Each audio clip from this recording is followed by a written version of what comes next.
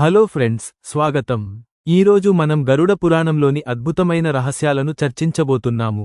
ఇది మీ ఆలోచనను మారుస్తుంది. జీవితం మరియు మరణం ఒక ప్రయాణంలో రెండు దశలు అని చెబుతారు.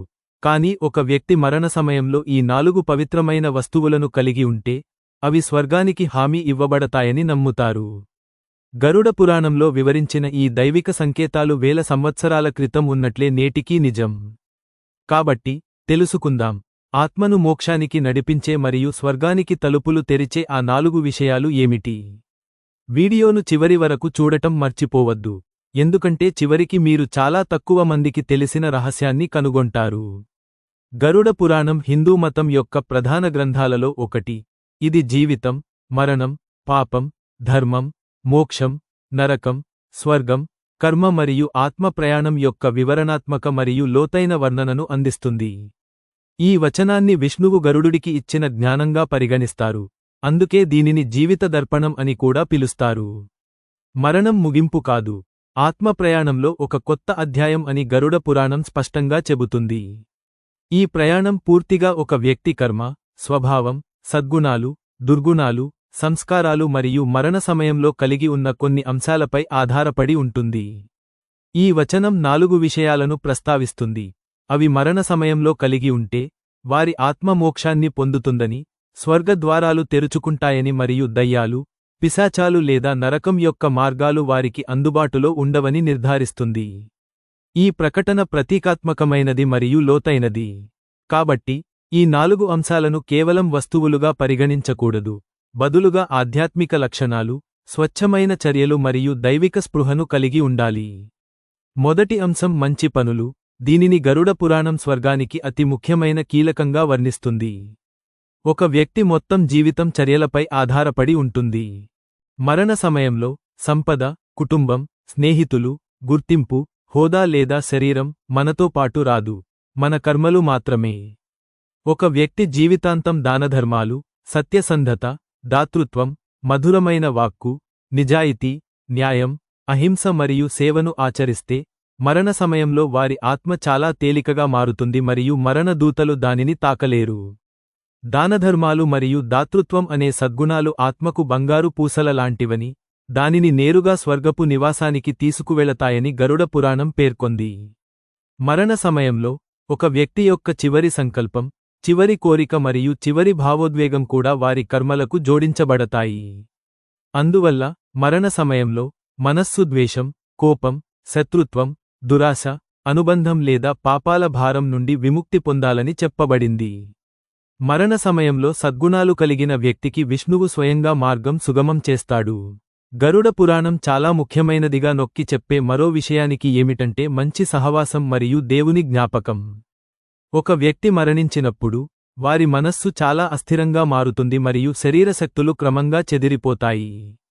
అయితే ఆ వ్యక్తి మనస్సులో దేవుని నామం, మంత్రాలు, స్తోత్రాలు, గీతలోని శ్లోకాలు, రాముడి నామం, విష్ణువు నామం లేదా మరేదైనా దేవతా రూపం ఉంటే ఆత్మ నిర్భయంగా వెలుగు వైపు కదులుతుంది.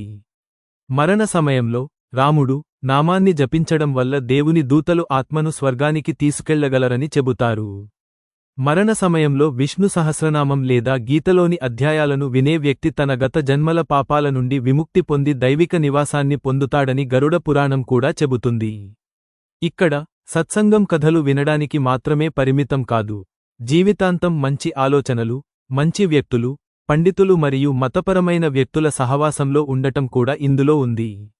ఈ సత్సంగం మరణ సమయంలో ఆత్మకు స్థిరత్వం మరియు దిశను అందిస్తుంది. జీవితాన్ని వదులుకోవడానికి ఉత్తమ మార్గంగా గరుడ పురాణం వివరించే 3వ విషయానికి నిస్వార్థత మరియు త్యాగం. ఒక వ్యక్తి అనుబంధం, దురాశ మరియు కోరికల నుండి విముక్తి పొందినప్పుడు మరణం సులభం అవుతుంది. మరణ సమయంలో ఒక వ్యక్తి మనస్సు ఇల్లు, సంపద, పిల్లలు, ఆస్తులు లేదా నెరవేరని కలలతో నిండి ఉంటే వారి ఆత్మ భూమి యొక్క సూక్ష్మ ప్రాంతాలలో తిరుగుతుంది మరియు మోక్షాన్ని పొందలేకపోతుంది. అందువల్ల మరణ సమయంలో ఒక వ్యక్తికి త్యాగస్ఫూర్తి, లొంగిపోయే స్థితి మరియు దేవునిపై పూర్తి విశ్వాసం ఉండాలని గరుడ పురాణం పేర్కొంది. ఒక వ్యక్తి జీవితాంతం సంయమనం, కరోనా, సంతృప్తి మరియు స్వీయ నియంత్రణను పాటించినప్పుడు మాత్రమే ఈ స్థితి సాధించబడుతుంది. దురాశ లేదా అధిక కోరికలతో జీవితాన్ని గడిపేవారికి మరణం ఒక భయంకరమైన అనుభవంగా మారుతుంది. కానీ విధి, సమతుల్యత మరియు సత్యంతో జీవితాన్ని గడిపేవారికి మరణం శరీరాన్ని విడిచిపెట్టడానికి ఒక అందమైన అవకాశం. త్యాగం అనేది ఆత్మభారంగా మారకుండా ఉంచే మరియు అడ్డంకులు లేకుండా స్వర్గానికి వెళ్లే మార్గంలో నడిపించే మూడవ దైవిక అంశం. మరణ సమయంలో గరుడ పురాణం అత్యంత పవిత్రమైనదిగా భావించే నాల్గవ విషయానికి పవిత్రమైన దుస్తులు, ఔషధ మరియు దైవిక కలయికలు. వీటిలో గంగా నీరు, తులసి, గంధం, దీపం యొక్క కాంతి మరియు దక్షిణం వైపు తలతో దేవుడిని స్మరించడం ఉన్నాయి. ఇది కేవలం మతపరమైన సంప్రదాయం కాదు, లోతైన ఆధ్యాత్మిక శాస్త్రం. మరణ సమయంలో గంగాజలాన్ని నోటికి ఇవ్వడానికి కారణం ఏమిటంటే, గంగాజలం అన్ని పాపాలను శుద్ధి చేస్తుందని భావిస్తారు. గంగాజలం ఒక వ్యక్తి పెదవులను తాకినప్పుడు అతని సూక్ష్మ శరీరంపై ఉన్న పాప పొరలు కాలిపోతాయి మరియు ఆత్మ తేలికగా మారుతుంది మరియు పైకి లేస్తుంది. మరణ సమయంలో తులసి ఆకు ప్రాణశక్తిని శాంతింపజేస్తుంది మరియు శరీరాన్ని దైవత్వంతో నింపుతుంది. తులసికి విష్ణువు దగ్గర అత్యున్నత స్థానం ఇవ్వబడింది. అందుకే మరణ సమయంలో తులసి ఆకు విష్ణులోకానికి ఆత్మకు మార్గదర్శిగా మారుతుంది. అందుకే తులసి స్పర్శ ఉన్న ఆత్మకు వైకుంఠ ద్వారం సులభం అవుతుంది. దీపం వెలుగు మరణ సమయంలో చీకటికి భయపడకుండా ఆత్మను నిరోధిస్తుంది. గరుడ పురాణం మరణక్షణం విశ్వానికి అత్యంత సూక్ష్మ ద్వారం అని మరియు దీపం యొక్క జ్వాల ఆత్మకు శక్తి మార్గాన్ని సృష్టిస్తుందని పేర్కొంది. చివరగా, గంధపు చెక్కను పూయడం మరియు శరీరాన్ని తల దక్షిణం వైపు ఉంచి వదిలివేయడం రెండూ శరీరం యొక్క అగ్ని, భూమి మరియు సూక్ష్మ అవగాహనను సమతుల్యం చేస్తాయి. ఆత్మ శరీరం నుండి ఎటువంటి ఆటంకం లేకుండా నిష్క్రమించడానికి వీలు కల్పిస్తుంది. గరుడ పురాణం స్పష్టంగా చెబుతుంది, మంచి పనులు, దేవుని స్మరణ, త్యాగం మరియు దైవిక స్వచ్ఛత, ఈ 4 అంశాలు మరణ సమయంలో కలిసి ఉంటే నరకం, ప్రేత ప్రపంచం, ఏ ప్రతికూల శక్తి ఆత్మను చేరుకోలేవు. బదులుగా ఆత్మ దేవదూతలచే స్వాగతించబడుతుంది, మార్గం ప్రకాశిస్తుంది మరియు అది స్వర్గం లేదా విష్ణులోకానికి చేరుకోవడానికి కాంతి మార్గంలో ముందుకు సాగుతుంది. మరణం భయం కాదు, పవిత్రమైన పరివర్తన. ఈ 4 దైవిక అంశాలు సాధించినట్లయితే ఆత్మకమలం వికసించినంత సులభంగా మోక్షాన్ని పొందుతుంది. ఒక వ్యక్తి తన జీవితాంతం ఈ 4 లక్షణాలను పొందుతాడు. మంచి పనులు అతన్ని రక్షిస్తాయి. దేవుడిని స్మరించడం అతని మనస్సును స్థిరీకరిస్తుంది. త్యాగం అతన్ని పాపం మరియు అనుబంధం నుండి విముక్తి చేస్తుంది మరియు స్వచ్ఛత అతన్ని దైవిక శక్తితో నింపుతుంది. అందుకే గరుడ పురాణం ప్రకారం ఒక వ్యక్తి మరణ సమయంలో ఈ 4 లక్షణాలను కలిగి ఉంటే స్వర్గానికి మార్గం స్వయంచాలకంగా తెరుచుకుంటుంది మరియు ఆత్మ ఏ దిగువ ప్రపంచానికి వెళ్లదు. ఈ వచనం మనల్ని హెచ్చరించదు, కానీ జీవితాన్ని అలంకరించి మరణాన్ని శాంతియుతంగా, పవిత్రంగా మరియు దైవికంగా మార్చమని బోధిస్తుంది. కాబట్టి జీవిత ఉద్దేశ్యం కేవలం దీర్ఘకాలం జీవించడం కాదు, స్వచ్ఛమైన, సత్యమైన, దానగుణం కలిగిన మరియు భక్తితో కూడిన జీవితాన్ని గడపడం. తద్వారా మరణ సమయంలో ఈ 4 లక్షణాలు స్వయంచాలకంగా ఆత్మతో పాటు వచ్చి దుఃఖం లేదా భయం లేని, ఆనందం మరియు కాంతి మాత్రమే ఉన్న ఉన్నత ప్రపంచాలకు తీసుకువెళతాయి. హిందూ మతం, ఆయుర్వేదం, గరుడ పురాణం మరియు అనేక పురాతన గ్రంథాలు మరణం తరువాత వస్తువులను ఎలా నిర్వహించాలో వివిధ నియమాలను నిర్దేశిస్తాయి. ఇవి జీవులను ప్రతికూల శక్తులు, పూర్వీకుల శాపాలు, సూక్ష్మ అంటువ్యాధులు లేదా భావోద్వేగ అనుబంధాల నుండి రక్షించడం లక్ష్యంగా పెట్టుకున్నాయి. ఒక వ్యక్తి మరణించినప్పుడు వారి శరీరం, అలాగే వారి కొన్ని వస్తువులు, ఆ వ్యక్తి జీవితకాలంలోని శక్తి, కంపనాలు మరియు జ్ఞాపక తరంగాలను నిలుపుకుంటాయి. ఈ శక్తి సానుకూలంగా లేదా చాలా భారంగా, విచారంగా లేదా బాధాకరంగా ఉంటుంది. అందువల్ల మరణించిన వ్యక్తి యొక్క కొన్ని వస్తువులను జీవించి ఉన్న ఏ వ్యక్తి ధరించకూడదు, ఉపయోగించకూడదు లేదా ఇంట్లో ఉంచకూడదు అని చెబుతారు. పురాతన గ్రంథాల ప్రకారం మరణం కేవలం శరీరం యొక్క ముగింపు కాదు, కానీ ఆత్మ ప్రపంచం నుండి సూక్ష్మంగా వేరుచేయబడిన ప్రయాణం యొక్క ప్రారంభం, మరియు దాని చుట్టూ అనేక శక్తి తరంగాలు సక్రియం చేయబడతాయి. ఈ కాలంలో మరణించిన వ్యక్తి యొక్క వస్తువులు ఆ ఆత్మతో సంబంధం ఉన్న భావోద్వేగ, మానసిక మరియు శక్తివంతమైన ఛార్జ్ను నిలుపుకుంటాయి. అందువల్ల మరణం తర్వాత జీవించి ఉన్నవారు కొన్ని వస్తువులను ఉపయోగించకూడదని మత విశ్వాసం కలిగి ఉంది, ఎందుకంటే అవి ఆత్మ యొక్క శాంతిని భంగపరచగలవు, వ్యక్తిని అవాంఛిత శక్తి యొక్క వాహకంగా మార్చగలవు మరియు ఇంట్లో ప్రతికూల ప్రభావాలను పెంచుతాయి. గరుడ పురాణం స్పష్టంగా చెబుతుంది. ముఖ్యంగా మరణం తరువాత మొదటి 13 రోజులలో ఆత్మపిండం, శ్రద్ధ మరియు ప్రేత్యాత్ర ప్రక్రియకు లోనవుతుంది కాబట్టి మరణించిన వ్యక్తి వస్తువులు అత్యంత సూక్ష్మమైన ప్రకంపనలతో చుట్టుముట్టబడి ఉంటాయి. ఈ సమయంలో ఈ వస్తువులను ఉపయోగించడం వల్ల జీవించి ఉన్నవారి మనస్సు, ఆరోగ్యం మరియు జీవితంపై అవాంఛనీయ పరిణామాలు ఉంటాయి. మరణించిన వ్యక్తి మరణించిన తర్వాత మొదట ఉపయోగించకూడనిది బట్టలు, దుస్తులు శరీరశక్తిని ఎక్కువగా కలిగి ఉంటాయి. బట్టలు ఉతకకపోతే లేదా పూర్తిగా శుభ్రం చేయకపోతే వాటిని ధరించడం చాలా హానికరం అని భావిస్తారు. బట్టలలో మరణించిన వ్యక్తి శరీర దుర్వాసన, చెమట, సూక్ష్మక్రిములు, మానసిక ఒత్తిడి, జీవితకాల ఆలోచనల శక్తి మరియు అనారోగ్యం గురించి సమాచారం కూడా ఉంటాయి.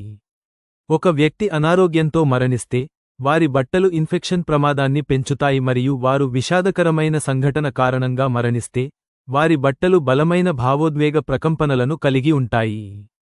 రెండవది, మరణించిన వ్యక్తి యొక్క బంగారం మరియు వెండి వస్తువులు, నగలు, ఉంగరాలు, గొలుసులు, తాయెత్తులు, లాకెట్లు లేదా మతపరమైన ఆభరణాలు శరీరంతో నిరంతరం సంబంధం కలిగి ఉండటం వల్ల చాలా వ్యక్తిగత ప్రకంపనలను కలిగి ఉంటాయి. చాలామంది ప్రజలు ఆభరణాలను వారసత్వంగా ఉపయోగించడం శుభప్రదంగా భావిస్తారు, కానీ మతపరమైన గ్రంథాలు సరైన శుద్ధి, పవిత్రీకరణ మరియు దహన సంస్కారాల తర్వాత మాత్రమే ఆభరణాలను ఉపయోగించాలని సలహా ఇస్తున్నాయి. శుద్ధి చేయకుండా ఉపయోగించే ఆభరణాలు ఇంట్లో తెలియని భయాలు, పీడకలలు, ఆర్థిక అడ్డంకులు, కోపం, ఒత్తిడి మరియు మానసిక భారాన్ని పెంచుతాయి. మూడవ అంశం మరణించిన వ్యక్తి మంచం, దిండు, పరుపు, దుప్పట్లు మరియు దుప్పట్లు.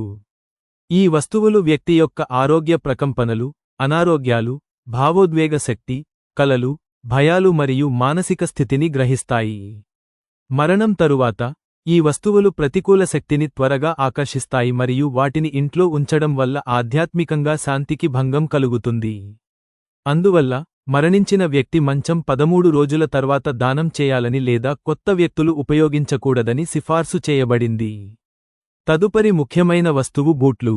ఈ వస్తువులు భూమి మూలకంతో ఎక్కువగా సంబంధం కలిగి ఉంటాయి మరియు వ్యక్తి చర్యలు, ప్రయాణాలు, అనుభవాలు మరియు ప్రతికూల శక్తిని నిల్వ చేస్తాయి.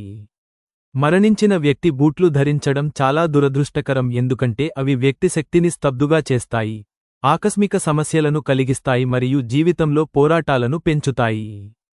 విస్తృతంగా నిషేధించబడిన ఇతర వస్తువులు గడియారాలు, గాజులు, మొబైల్ ఫోన్లు, పర్సులు, వ్యక్తిగత డైరీలు, నోట్బుక్లు మరియు ఇతర చిన్న వ్యక్తిగత వస్తువులు. ఇవి ముఖ్యమైనవిగా అనిపించినప్పటికీ అవి ఒక వ్యక్తి జీవిత లయలు, ఆలోచనలు, భావోద్వేగాలు మరియు రోజువారీ మానసిక ప్రపంచంతో ముడిపడి ఉంటాయి. అటువంటి వస్తువులను ఉపయోగించడం వలన అనుకోకుండా ఒక వ్యక్తి మరణించిన వ్యక్తి శక్తితో అనుసంధానించబడవచ్చు, ఫలితంగా అనవసరమైన భావోద్వేగ భారం, మానసిక ఒత్తిడి మరియు జీవితంలో అస్థిరత ఏర్పడుతుంది. ముఖ్యంగా గాజులు మరియు గడియారాలు శక్తి ఆధారిత వస్తువులుగా పరిగణించబడతాయి, ఎందుకంటే గడియారాలు సమయం మరియు జీవిత చక్రాన్ని సూచిస్తాయి మరియు గాజులు దృష్టి లేదా భావజాలాన్ని సూచిస్తాయి. వ్యక్తి అసాధారణమైన, కష్టమైన, విషాదకరమైన లేదా అనారోగ్యంతో మరణించినట్లయితే మరణించిన వ్యక్తి వస్తువులను ముఖ్యంగా నివారించాలి. అటువంటి పరిస్థితులలో శక్తి మరింత భారీగా ఉంటుంది మరియు ఇంట్లో ఆందోళన, భయం లేదా ఉద్రిక్తతను పెంచుతుంది. మరణించిన వ్యక్తి వస్తువులను ఉపయోగించకపోవడానికి శాస్త్రీయ కారణం కూడా ఉంది. బాక్టీరియా, వైరస్లు, చర్మ వ్యాధులు మరియు దుస్తులలో దాగి ఉన్న దీర్ఘకాలిక శక్తులు జీవించి ఉన్నవారిని ప్రభావితం చేస్తాయి. అందుకే మతం, ఆరోగ్యశాస్త్రం మరియు మనస్తత్వశాస్త్రం అన్నీ మరణించిన వ్యక్తి వస్తువులను ఉపయోగించడాన్ని పరిమితం చేయాలని సూచిస్తున్నాయి. మరణం తర్వాత వెంటనే వచ్చే కాలం చాలా పవిత్రమైనది మరియు సున్నితమైనదని గ్రంథాలు వివరిస్తాయి. ఈ సమయంలో ఆత్మ తన కర్మ, ప్రయాణం మరియు మార్గాన్ని నిర్ణయిస్తుంది. మరణించిన వ్యక్తి వస్తువులను వేరొకరు ఉపయోగిస్తే ఆ వస్తువుతో సంబంధం ఉన్న భావోద్వేగ బంధం కారణంగా ఆత్మ అస్థిరంగా మారవచ్చు. ఇది అశాంతి, నిద్రలేమి, భావోద్వేగ అసమతుల్యత లేదా పునరావృత ప్రతికూల సంఘటనలకు దారితీస్తుంది. అందువల్ల మరణించిన వ్యక్తి వస్తువులను గంగాజలం, ధూపం, మంత్రాలు, అగ్ని మరియు సంకల్పంతో శుద్ధి చేసిన తర్వాతే ఉపయోగించాలని చెబుతారు. ముఖ్యంగా చెక్క కర్రలు, రోజువారీ ఉపయోగించే వస్తువులు, మతపరమైన పుస్తకాలు, పూజా తాళి, జపమాల పూసలు మరియు ఛాయాచిత్రాలు వంటి గృహోపకరణాలు, అవి చాలా వ్యక్తిగతమైనవి అయితే, శ్రాద్ధ వేడుక తర్వాత వాటిని దానం చేయడం ఉత్తమం. సంపదకు సంబంధించిన వస్తువులు, పర్సులు, మెడ గొలుసులు మరియు ఉంగరాలు, వాటిని ఉపయోగించే ముందు పూర్వీకుల ఆశీర్వాదం అవసరం. కొంతమంది మరణించిన వ్యక్తి వస్తువులను ఉంచుకోవడం ప్రేమకు చిహ్నం అని నమ్ముతారు, కానీ ఆధ్యాత్మిక దృక్కోణం నుండి, అవి ఆత్మను బంధిస్తాయి. అందువల్ల, అంతిమ సత్యం ఏమిటంటే, మరణం తరువాత, కొన్ని వస్తువులు ఆత్మశక్తిని నిలుపుకుంటాయి మరియు వాటిని సరికాని లేదా ముందస్తుగా ఉపయోగించడం వల్ల జీవించి ఉన్నవారికి అశుభకరమైనవి మరియు మానసిక, శక్తివంతంగా భారంగా ఉంటుంది. మతం యొక్క ఉద్దేశ్యం భయపెట్టడం కాదు, మరణానంతర జీవితంలో శాంతి, స్థిరత్వం, ఆనందం మరియు శ్రేయస్సును కొనసాగించడం.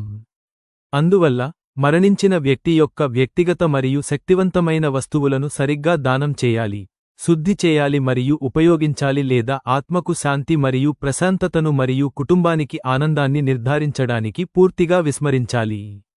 మిత్రులారా, గరుడ పురాణం యొక్క జ్ఞానం మరణం గురించి మాత్రమే కాకుండా, అందమైన జీవితాన్ని గడపడం యొక్క కళను కూడా బోధిస్తుంది. మనం ఈ పవిత్రమైన విషయాలను గౌరవిస్తే మరియు మన చర్యలకు స్వచ్ఛతను తీసుకువస్తే, మన జీవితాలు సుసంపన్నమవుతాయి మరియు మరణం తరువాత మార్గం ప్రకాశవంతంగా ఉంటుంది. ఈ వీడియో మీకు సమాచారంగా అనిపిస్తే, దయచేసి లైక్ చేయండి, షేర్ చేయండి మరియు సబ్స్క్రైబ్ చేయండి. తద్వారా ఈ దైవిక జ్ఞానం యొక్క సందేశాలు వీలైనంత ఎక్కువ మందికి చేరుతాయి. తదుపరి వీడియోలో మరో కొత్త రహస్యం, కొత్త జ్ఞానం మరియు కొత్త ప్రేరణతో కలుద్దాం. జై శ్రీ హరి.